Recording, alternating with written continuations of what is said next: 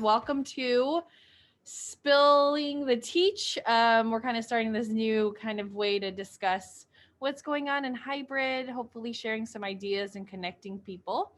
So we're kind of here today to talk about what you've done with hybrid and grouping kids. So I'm going to let you take it away. Tell us about your lesson, what you did, and all of that.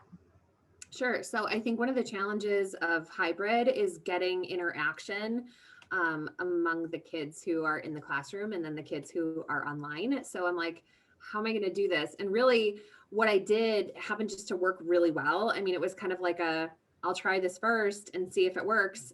And it worked. So Nice. there wasn't any kind of magic behind anything I did. It just happened to, fall into place. So this was a lesson that happened after a 3-day weekend.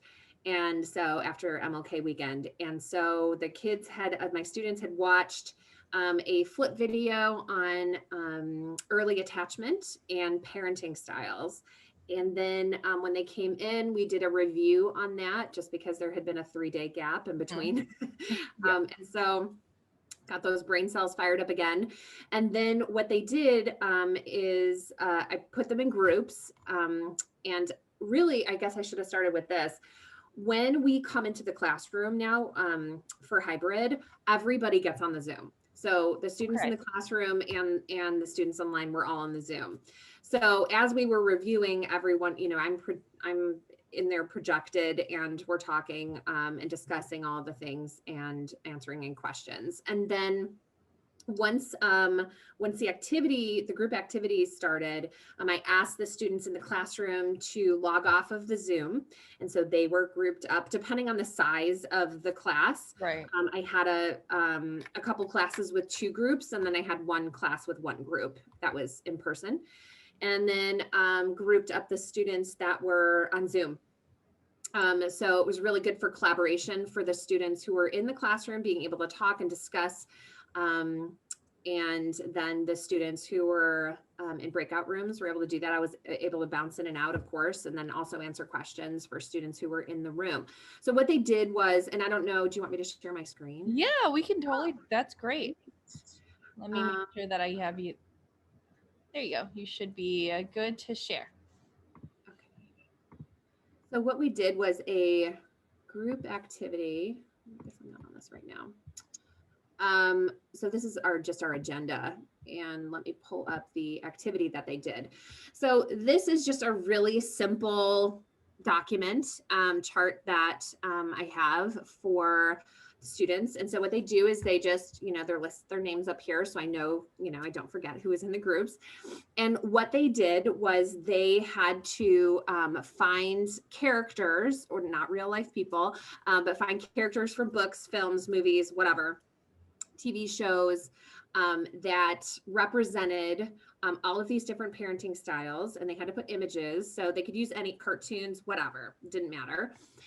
They had to give evidence of the parenting style, evidence of the child's behavior, and then they had to synthesize the information and connect it to their type of attachment and how it related to the parenting styles. And so once they were finished with that activity, we all came back together as a whole class, and the students that were in the classroom went back on the Zoom. And so we were able to, the groups were able to share out and kind of talk through some of the used and why. And so it was really just a good, collaborative activity that allowed for the students in the classroom to be collaborating together, build those connections again.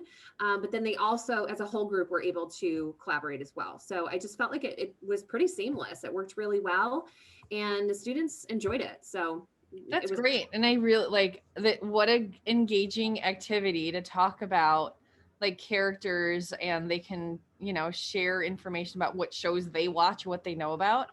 I think that really connected with them as well, like that part. And also your document there is very visually appealing. It's beautiful. Oh, thank you so much. Which helps, right? It helps when things look really nice and it's organized and it's all on one page. Like, yes, they don't have to scroll and try to find stuff. So I think that's great. How did you group the kids? I know the kids in person, that you just group them together. But the kids that were at home, did you have a way to group them together, or did you kind of just randomly choose?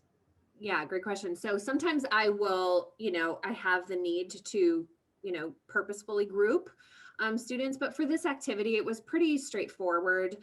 So students just went in random groups for this one. And, that's fine because, based on what this activity was, it wasn't super difficult.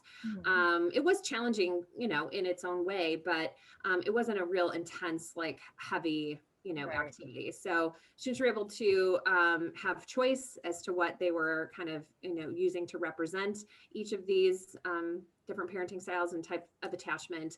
And so, it was just a good, easy activity. There was no need for me for this, assign groups. Right. And then while the kids were in groups, what were you doing? How did you check in, or did you kind of just leave them on their own? How would that work? Yeah, no, I was in breakout rooms. So I was in and out of breakout rooms, and then I'd be in one breakout room and a student would have a question, and so I'm back into this breakout room and asking if students in the classroom had questions, and a couple of them did. And we were just kind of chatting back and forth. So it worked really well. It was just I was just bouncing in and out, and just kind of, meeting whatever group's needs that needed to be met. That's great. And I think it's you do this in person so easily. You put them into groups and they do it, and it just seemed like it worked well to transfer to a hybrid kind of remote situation. And I think at the end of the day, it's like good teaching. You have the structure, so I think that's in place. And so overall, you think it went great.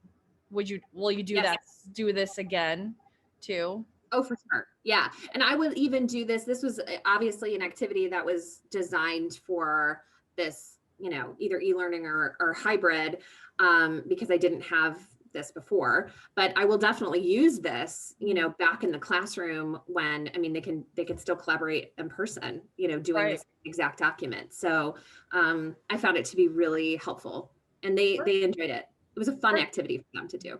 Yeah. And it looks like a fun activity to talk about TV or movie or book characters and parenting, because Yeah. adolescents probably love to talk about Yep. parenting styles. Oh yeah. What would you have done differently, if anything? Nothing. Worked great. Okay. And then I think we're kind of losing you. And that's not Oh. great. And then advice for am I other back? teachers. Yep, you're back. Advice for other teachers if like grouping or wanting to like just have kids collaborate. Yeah, I think just in terms of collaboration, just trying to make sure that there's a connection, at least part of the time with the students that are in the classroom and the students that are online, so that, you can either be doing a Padlet, you can group students up like on Schoology to do a discussion together. There are ways in which, they can be collaborating together, at least part of the time. So I think that's an important piece, is to kind of marry, the two groups of students somehow throughout the lesson, whether it's, 5 minutes here, 15 minutes there, whatever it is, just so that they can engage with one another. Perfect. Awesome. Well, thank you so much for sharing that. I'm sure, getting ideas and just hearing someone else do it will help somebody else with that. So thanks for your time. Definitely appreciate it. No problem. Happy to help. Thank you.